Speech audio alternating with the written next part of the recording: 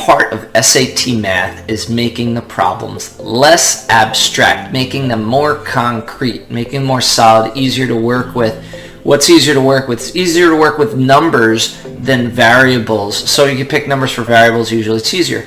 It's easier to work with whole numbers than fractions. So if you know what to do with the whole numbers, then you could do that same thing with the fractions, or you could get rid of the fraction. My name is Paul Pasulka, Ivy Masters Learning Center and ivmasters.com.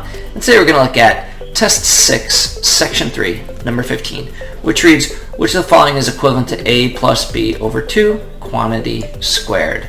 So, one mistake that students will make here is they will distribute that 2. You do not distribute over when you're squaring. Why?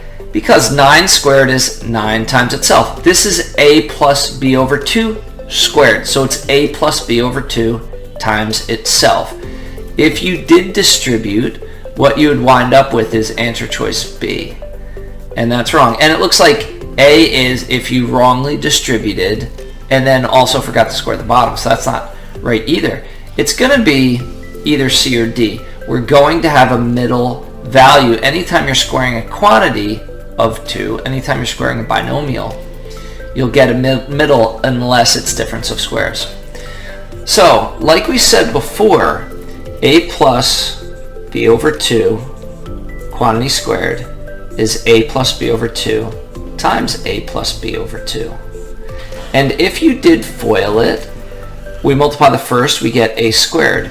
We multiply the insides, we get plus, remember a is the same as a over 1, so it's ab over 2 plus, the outsides would give you the same thing, ab over 2 plus, your last term is going to be b squared over 4.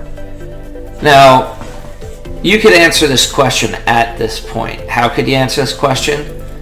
Check out, without even worrying about combining your middle terms, you know that you've got b squared over 4 as your last term. In fact, that's a quick and easy way to know that the answer is D without even foiling. You know that when you square a quantity like this, you are going to get a middle term, so a and b are gone, and your last term's got to be b squared over 4 without even thinking about what the middle term is. So why is the middle term ab? Well, another way to say ab over 2, it's like a half of an ab. And if you add a half of an ab to a half of an ab, you get a whole ab. So ab is your middle term. That's the first major way you could do this question. Let's look at the second major way, which is you could pick numbers.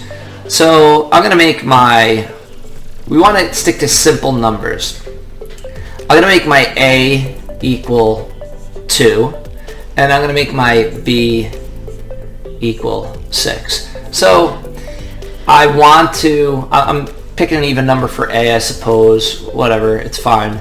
You've got to pick an even number for b. You don't have to pick an even number for b, but you're going to get a whole number if you pick an even number for b. And then when you plug in, you get 2 plus 6 over 2 quantity squared. And remember PEMDAS. So you don't want to FOIL here, write it twice in FOIL.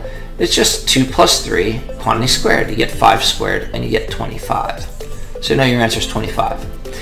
So now when you go to your answer choices, in place of A you put 2, in place of B you put 6, and you're going to eliminate anything that does not give you 25. Now as you can see, this is a longer process, but if you're not confident with your algebra, this is a great approach for you.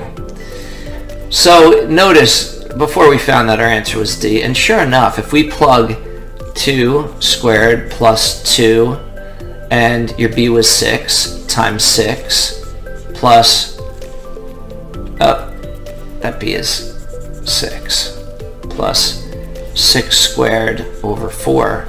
Then we get 4 plus 12 plus 36 over 4. And 4 plus 12 is 16, and 36 over 4 is 9, and when you add them up you get 25. Now really what you want to do is you plug A and your B into each answer choice and eliminate anything that does not give you 25. If you are by chance left with more than one answer, then you got to adjust your numbers and plug back in. Or depending on the timing, you might just guess on the remaining probably 2 answer choices that you've got and move on if timing's an issue for you. Thank you for joining us today. If you like this video, click like. You could share it with someone who has trouble with variables and fractions and does not recognize that you got a FOIL in this situation. If there's any question you'd like to see answered from any official PSAT or SAT or ACT, leave that in the comments. I'd be happy to shoot a video on it. And click subscribe so you don't miss anything. Have a great day.